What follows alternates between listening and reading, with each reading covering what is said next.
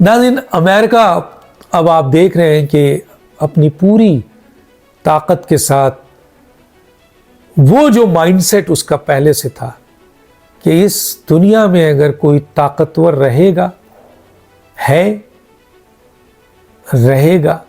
वो सिर्फ अमेरिका होगा, और मोहब्बतों की बुनियाद पे हो ना हो, ताकत की बुनियाद पे हो ना हो, इख्तियारात की बुनियाद पे हो ना हो, छीनने की बुनियाद पे हो ना हो, जुल्म की बुनियाद पे हो ना हो, कोई सूरत ऐसी हो, किसी सूरत को भी छोड़ा नहीं जाएगा और अमेरिका सुपर पावर रहेगा, उसका मुकाबला कोई नहीं कर सकेगा।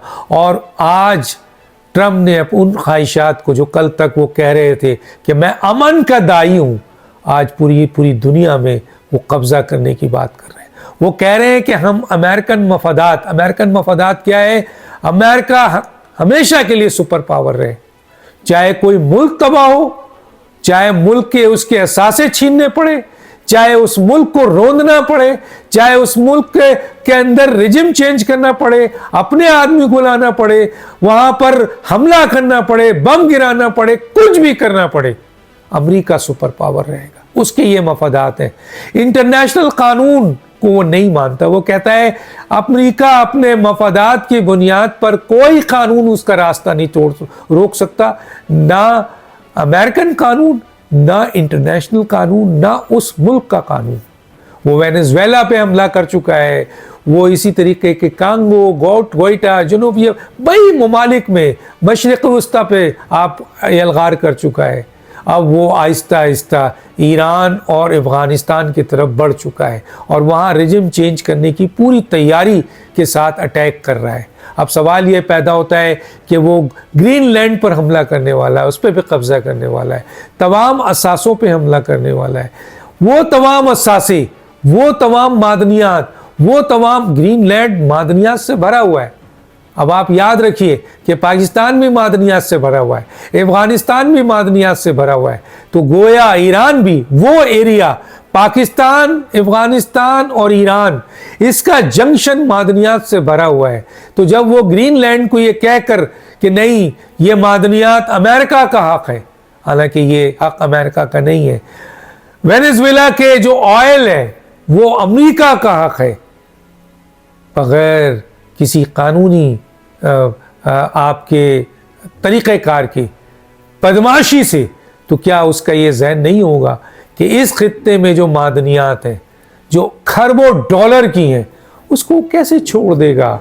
उसकी निगाहें हैं, उसकी नज़र है, वो ईरान में आ रहा है, वो अफ़गानिस्तान में आना चाहता है, तो उसके बाद कौन सी जगह है? उसके बाद पाकिस्तान है, और इन तीनों खित्तों पे वो कब्ज़ा करेगा, अपने रिजिम चेंज करेगा, अपने मकसद के लोगों को लाएगा, जो भी उसको अपने मुल्क के मफादात के लिए, अपने अवाम के मफादात के लिए रजिस्ट करेगा, उसके खिलाफ हो जाएगा, वो चाहे कोई भी हो। याद रखें, ईरान में जो इस वक्त प्रोटेस्ट हो रहा है, इस प्रोटेस्ट के पीछे अमेरिकन CIA, वो तमाम आपके मोसाद की CIA, वो तमाम एनिमल्स जाते हैं कि ईरान में जो मौजूद इस वक्त आपके रिजिम है उसको चेंज करके अमेरिका मातहत लोगों को लाया जाए ताकि ईरान उनके कंट्रोल में आए। अफ़गानिस्तान का बलग्राम का अड्डा उन्हें चाहिए, क्योंकि यहाँ से बैठ के वो चाइना को कंट्रोल करेंगे। अब वो भारत पे इतना रिलाई नहीं करते, हालांकि अभी भी Bharat security point of view से सबसे अहम मुल्क उनके इस खित्ते में उनका मुल्क है, और वही उनके मफादात को तहफ़्फ़ुज़ भी दे सकता है, और वो उसको मजबूत भी कर रहे हैं, लेकिन वो खुद आकर बैठना चाहते हैं। तालिबान बलग्राम में आना नहीं देना चाहते, इसलिए तालिबान की अब उस हुकूमत को गिराना चाहते हैं, और इस सिलसिले में वो मुख्तलिफ क़ुव्वतों का इस्तेमाल करेंगे, वो पाकिस्तान को इस्तेमाल करेंगे। पाकिस्तान में की जो आपके इस वक्त सलाहियत है, उसको एजेंसी की सलाहियत हो, ताकत हो, फौज हो, अवाम हो, हुकूमत हो, जिसको भी हो, वो चाहेंगे कि ऐसे हालात पैदा हों कि वो बलग्राम में आए और ईरान में वो अपने रिजिम को चेंज करें। और बहुत ख़तरे वाली बात यह है कि इस खित्ते में वो कब्ज़ा करने के लिए, आने के लिए पाकिस्तान को इस्तेमाल करना चाहते हैं। बहुत सारे लोगों का ख्याल है कि वो लंच जो दिया था उन्होंने आर्मी चीफ को, कभी अमेरिका फ्री लंच नहीं देता। تو ہم پوچھتے تھے وہ کب دیا. اتنی تعریف, آخر اتنی تعریف کا مقصد کیا ہے؟ تو 3 مقاصد ہیں. افغانستان کے اندر بلگرام اور وہاں ریجم چینج, ایران کی ریجم چینج, اور غزہ میں حماس کے خلاف جو حماس کو ڈی ویپنائز کیا جائے, ان کے اسلحے کو ان سے چھینا جائے, اور اس سلسلے میں ظاہر ہے فائٹ ہوگی, لڑائی ہوگی, اور بہت سی جانیں جائیں گی, اس میں پاکستان کو استعمال کیا جائے. فری لنچ کے یہ 3 کام ہیں, یہ 3 باتیں ہیں جس کی بنیاد پر امریکہ نے آج تک پاکستان سے وفا نہیں کی ہے, اور نہ وہ کسی کے ساتھ وفا اس نے کی ہے. سعودی عرب کو دیکھ لیں, قطر کو دیکھ لیں, ابھی حالیہ جو کچھ بھی ہوا ہے, کیا اس نے وفا کی؟ نہیں کی.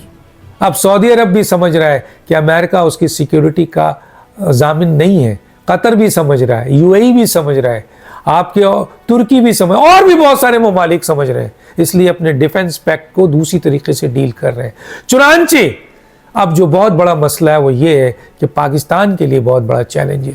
پاکستان کی 8 لاکھ 10 لاکھ جو فوج ہے, یہ ایک بہادر فوج ہے, طاقتور فوج ہے, اسلحے سے لیس ہے, تربیت یافتہ ہے, ہر قسم کی جنگ لڑنا ہے. ابھی بھارت کو بدترین شکست دی ہے.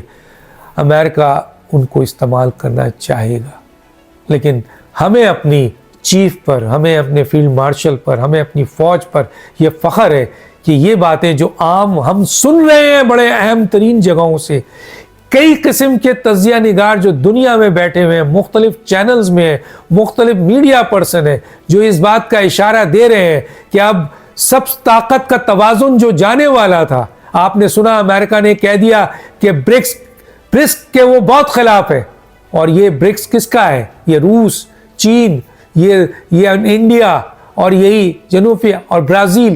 ان لوگوں کی اپنی کرنسی نہیں بننے دی جائے گی, کیونکہ اسے پتا ہے کہ اگر یہ کرنسی بنتی ہے تو امریکہ کا ڈالر گرتا ہے, ڈالر ختم, امریکہ ختم. میں پہلے بھی بتا چکا ہوں.